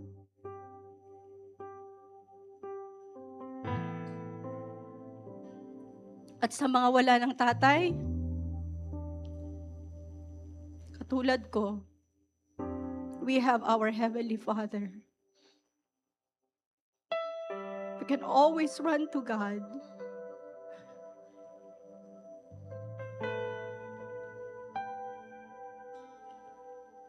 Minsan, kapag dumadaan ka sa discouragement, isipin mo, sana nandito si tatay. Sana nandito si daddy. Sana nandito si papa.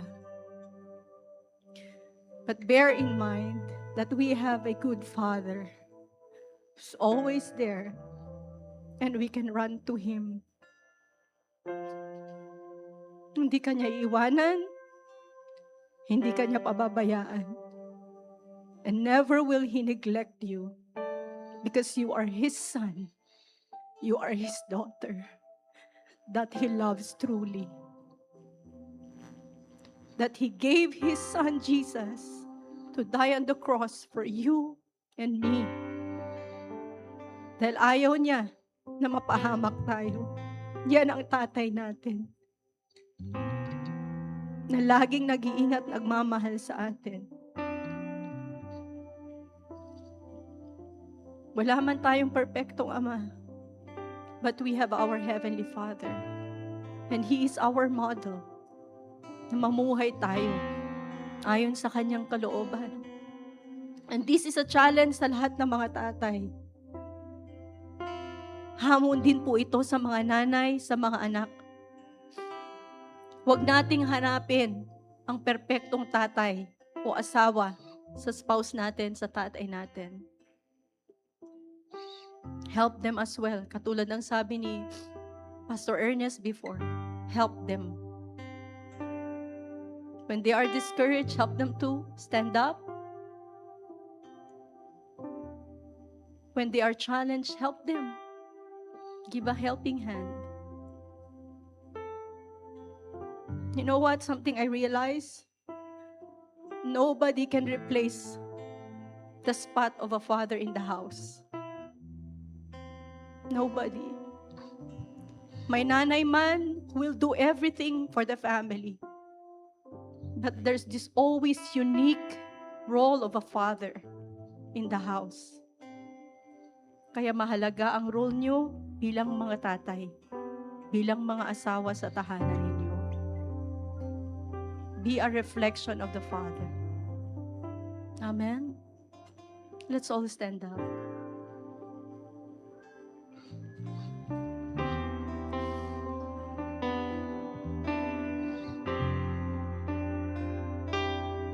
Can we just lift our hands to God?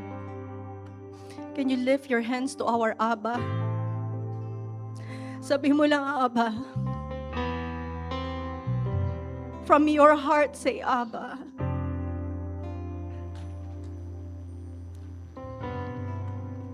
Sige, sabihin mo lang, Abba. My Father.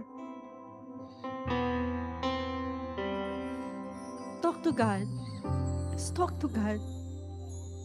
May mga struggles ka ngayon. Talk to your Abba. May mga challenges, may situation ka ngayon. Talk to your Abba. Nakikinig siya. Nararamdaman niya. Nakikita niya yung sitwasyon mo.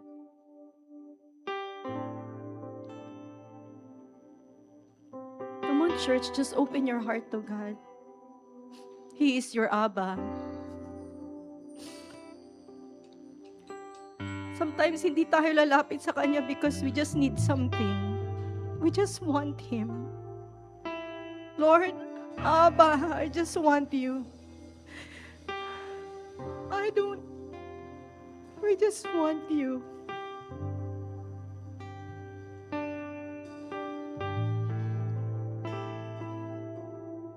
Just express your heart to God. Express mo lang yung puso mo sa Kanya. Young people, if you have never opened your heart to your biological father, you have your heavenly Father. You can open up your heart to Him. Buksan mo yung puso mo sa Kanya. Yung mga bagay na hindi mo nabubukas, mga bagay na hindi mo nasasabi sa tatay mo, sabihin mo sa Heavenly Father kay Abba. Tell to your Abba Father. Open your heart.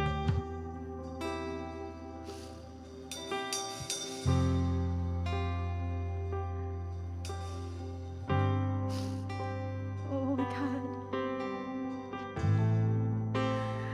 Oh Abba.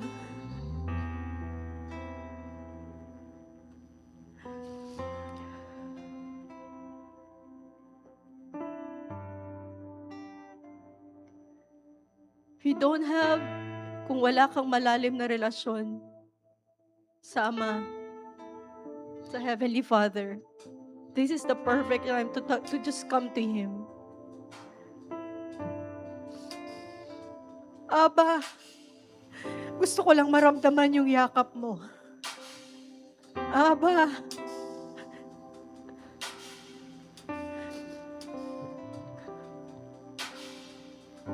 I just need your presence right now. Aba.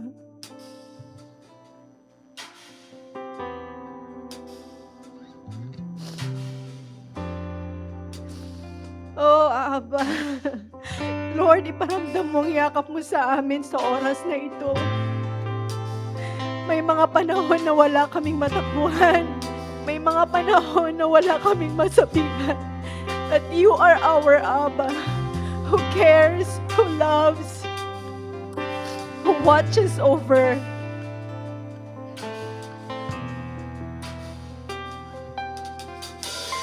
Lord, you know what's in my heart, what's in my mind. Hindi ko man masabi sa iba. But Lord, you know my innermost being. You know my heart, Abba.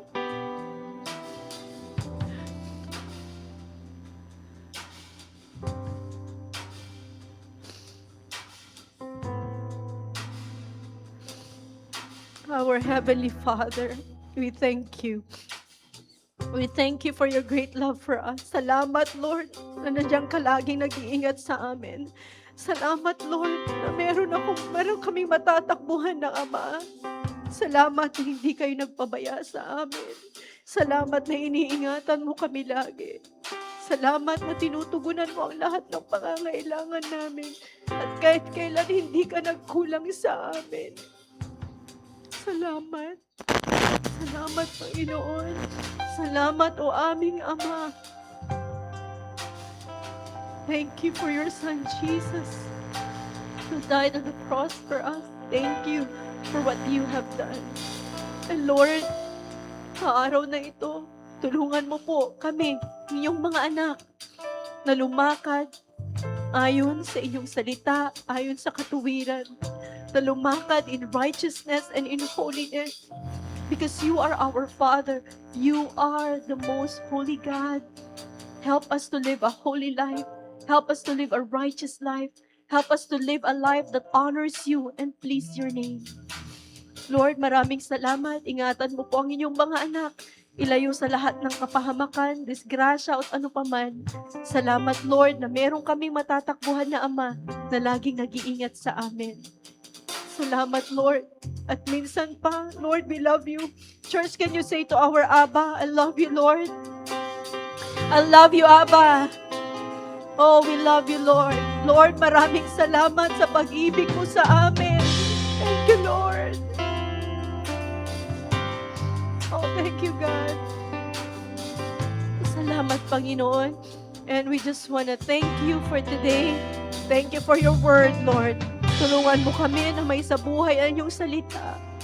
To always be obedient bilang mga anak mo. We just want to thank you, Lord. And we just want to bring you back the glory that you deserve. In Jesus' mighty name. Amen.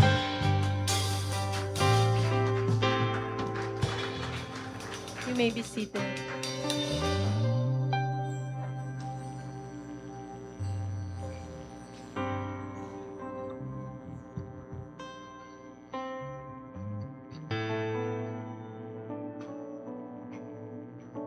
Amen.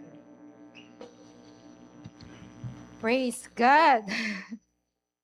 Ang sarap mag-dwell sa presence ng Lord. Amen. Ramdam niyo po ba yung yakap ng Panginoon? Amen. Thank you, Lord. Thank you, Pastora Kelly, for the message today. Amen. Praise God. Pinagpala po ba tayo sa salita ng Panginoon? Amen. Hallelujah. Kumusta po tayo ngayong maulan? Inuulan po ba tayo ng pagpapala? Amen. Praise God. Alam niyo po ba na sa iba, sa ganitong panahon, ang hirap kumita, ang hirap maghanap buhay. Amen. Siguro sa mga may trabaho, hindi nila ito ramdam kasi nag-aantay na lang sila ng sweldo, every katapusan ng sahod. Pero sa iba, grabe yung epekto pagka mga ganitong panahon. Amen. Pero alam niyo po, sa mga panahong ganito, may gusto pong ipaalala sa atin ang Panginoon. Sabi niya po sa John 15 verse 4 to 5, ang sabi niya po doon, manatili kayo sa akin at ako'y mananatili sa inyo. Hindi makakapamunga ang isang sanga malibang nakakabit sa puno. Gayon din naman, hindi kayo makakapamunga kung hindi kayo mananatili sa akin. Sabi niya po sa verse 5, ako ang puno at kayo ang aking mga sanga. Pag tignan nyo nga po yung mga katabi nyo kung mukha silang mga sanga. Amen. Ang taong mananatili sa akin at ako rin ay sa kanya na mamumunga ng marami. At ako rin sa kanya ay mamumunga ng marami. Sapagkat wala kayong magagawa kung hiwalay kayo sa akin, sabi ng Panginoon. Amen. Makikita po natin dito sa verse na ito yung relationship natin sa ating Ama. Especially yung pagsunod natin sa utos niya. Utos niya na manatili tayong magbigay sa gawain ng Panginoon. Amen. Dahil isa ito sa mga gusto ng Diyos na mamunga tayo ng marami. Maging masagana tayo. Amen. Kagaya po ng sabi kanina na Pastora Kelly, yung obedience, sonship. Amen. Gusto po ng Panginoon na maranasan natin yung mga nakalaan na para sa atin. Inaantay lang po ng Diyos yung pagsunod po natin. Amen. Sabi niya po doon sa verse 8, napaparangalan ang Diyos, napaparangalan ng Ama kung kayo'y masaganang namumunga. Amen. So, yun po yung gusto ng Panginoon yung maging mamunga tayo at maging masagana. Kaya, manatili po tayo sa mga utos ng Panginoon at isa sa mga utos niya ay bigay po natin ang ating pong tithes and offering. Amen. Ito po yung susi para maranasan natin yung mga hinanda ng ating Panginoon para sa atin. Amen. So, handa na po ba tayo at willing po tayong magbigay sa ating Panginoon sa oras na ito? Amen. Tayo pong lahat ay tumayo at manalangin. Hallelujah, Lord. Ating pong itaas ang ating bibigay sa Diyos sa oras na ito. Lord, once again, oh God, patuloy ka po namin, Panginoon, na sinasamba. Pinadakila ang ipong pangalan, aming Diyos Ama. Salamat, Panginoon, na kayo ang aming Diyos na makapangyarihan, Diyos na buhay, Diyos na nanatiling tapat sa aming pong mga buhay. Kayo ang Diyos na nakakakita, Panginoon, ng kalagayan ng bawat isa. Kayo ang Diyos na nagpro-provide, Panginoon, ng aming pong mga pangangailangan sa araw-araw. Lord, maraming salamat at sa oras na ito bilang pasasalamat po namin. Nandito po kami, Panginoon, at nagpapasalamat sa pribilehiyo, Panginoon, na makakapagbigay minsan pa sa inyo pong gawain. Lord, maraming salamat na kami ay inyo pong pinagpala, Panginoon, sa isang linggong nakaraan sa aming pong mga buhay. Salamat, Panginoon, magmula sa aming hininga, sa kalakasan, sa pagsama mo, Panginoon, sa bawat isa po sa amin upang magawa ang mga nais pong gawain sa aming mga buhay, sa aming pang-araw-araw, O God. Salamat, Panginoon, na patuloy, Panginoon, na nararanasan namin ang bayayang-biyaya mo, Lord God. Higit sa lahat, Panginoon, salamat sa pagmamahal mo na patuloy po naming nararanasan. Salamat na bilang aming Ama, hindi mo po kami iniiwan, hindi niyo po kami pinapabayaan. May mga nakakaranas man po dito, Lord God, ng financially, Lord God, na problema. May mga nakakaranas ng may sakit. May mga nakakaranas, Lord God, ng mga hindi maganda yung relationship sa family, sa kung saan man. But Lord, salamat dahil ikaw ang Diyos na nanatiling kumikilos sa aming po mga buhay. Ang Diyos na kumikilos sa mga anak mo nagtitiwala sa inyo, Lord God. At sa oras na ito, Panginoon, salamat na sa aming pong pagbibigay. Nananampalataya po kami, Lord God, sa mga pangako mo. Na Lord, gagawin mo kaming masagana, Panginoon, sa aming pagtitiwala, Panginoon. Yung faith namin, Lord God, pang-aawakan po namin dahil alam po namin hindi niyo po bibiguin ang bawat nagtitiwala sa inyo. Lord, maraming salamat. Ipinagkakatiwala po namin ang ano man pong meron po kami, Panginoon. Pagpalain niyo, Lord God, ang source of income po namin, Lord God. Pagpalain niyo po kami, Panginoon, upang maging pagpapala po kami sa iba, Lord God. Sa lahat ng mga nag-aaral, Lord, yung wisdom mo, yung knowledge mo, ang patuloy mong ipaparanas sa kanila, Panginoon. Lord, wala pong magiging problema sa kanilang tuition, Panginoon, dahil provided mo na po ito, Panginoon. At Lord, sa mga magulang na naghahanap buhay, Lord God, patuloy niyo pong gabayan ang bawat isa. Patuloy niyo pong samahan, Panginoon, at ingatan, Lord God, sa araw-araw, Panginoon, upang may provide ang pangangailangan ng aming pong pamilya.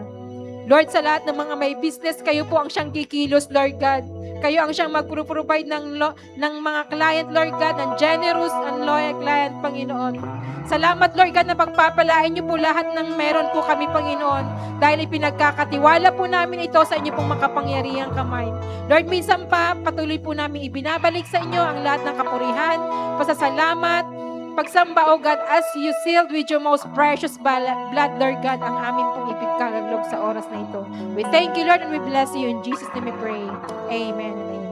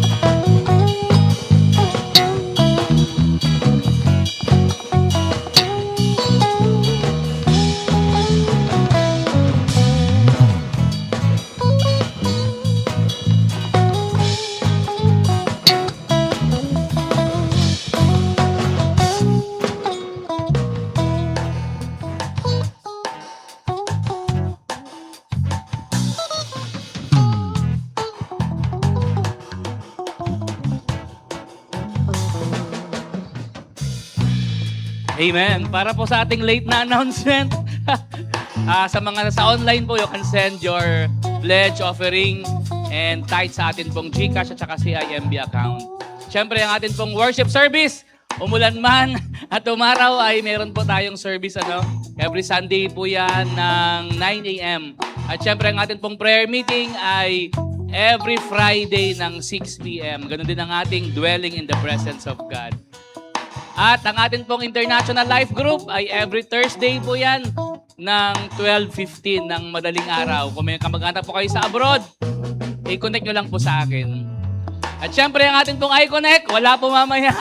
Wala po tayong iConnect mamaya, dahil nagbigay po ng forecast na magiging maulan po yung weekend natin. Pero syempre, salamat kay Lord, maaraw. Pero next Sunday po ang resume ng ating iConnect. Ang atin pong mga tatay ay meron po kayong gawain every second and fourth Sunday of the month. Meron po mamaya, Kuya Mario? Mayroon? Mayroon daw, sabi ni Kuya Mario. And syempre, ang atin pong mga nanay ay meron po kayong meeting after po ng service natin. So maiwan po muna yung mga nanay, at meron po kayong pag-uusapan. And pwede ho kayong mag-volunteer sa media team natin. Ayan, i-approach lang po si Brother Casey na nasa likod kung gusto po maglingkod sa Panginoon through our media team. And meron na bang first time ngayong umaga? Ayan, gusto ko pong... Ako pala nag-invite, hindi ako nag-invite. Pero gusto kong i-welcome si Sister Kim.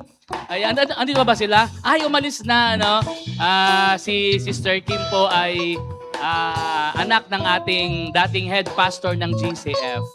Ayan. At syempre, Sister Imelda de la Cruz. Welcome po. Saan po sila? In-invite ni Sister Chris. Ayan. Welcome po. 1, 2, 3. Welcome! Welcome, sis. Balik po kayo next Sunday. Ayan. Salamat din, Sister Chris, sa pag-invite. And wala na po. Tayong lahat ay tumayo. At i-declare po natin ang favor confession.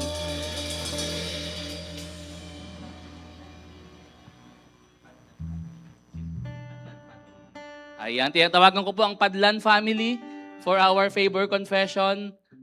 Chairman, Ate Janet, and kung andyan po yung mga kids. Siyempre si Apo, mga Apo po ko nandyan.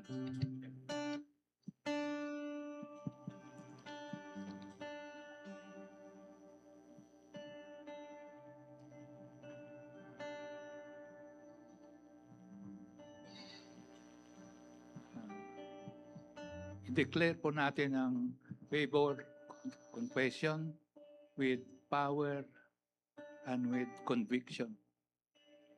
3, 2, 1. In the name of Jesus, I am the righteousness of God. Therefore, I am entitled to covenant kindness and covenant favor. The favor of God is among the righteous. The favor of God is among. Therefore, it surrounds me everywhere I go and in everything I do. I expect the favor of God to be in full manifestation in my life. Never again will I be without the favor richly upon me, profusely abounds in me. I am a part of generation that is experiencing God's favor, measurably, limitlessly, and surpassingly. Therefore, the favor of God, supernatural increase, promotion, restoration, honor, increased assets, greater victories, recognitions, prominence, preferential treatments, reasons granted, policies and rules changed, and battles won in which I do not have. But God is on me and goes before me. Therefore, my life will never be the same. This is the year of God's favor in my life. In Jesus' name, amen. Praise God from whom all blessings flow. Praise Him, all creatures here below. Praise Him above, ye heavenly hosts. Praise Father, Son, and Holy Ghost. Amen. Tayo pong lahat ay manalangin. Aming Ama, maraming salamat po sa araw na ito na pinagkaloob niyo sa amin. Maraming salamat sa biyaya, Lord God, na patuloy niyo binubuhos sa aming buhay. At minsan pa sa buong linggo na ito, ikawad niyo po ang iyong pagpapala, ang iyong biyaya, ang iyong pag-iingat, walang mapapahamak sa amin, maging sa aming pamilya.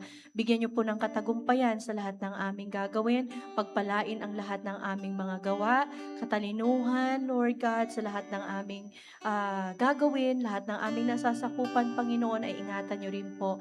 The Lord bless you.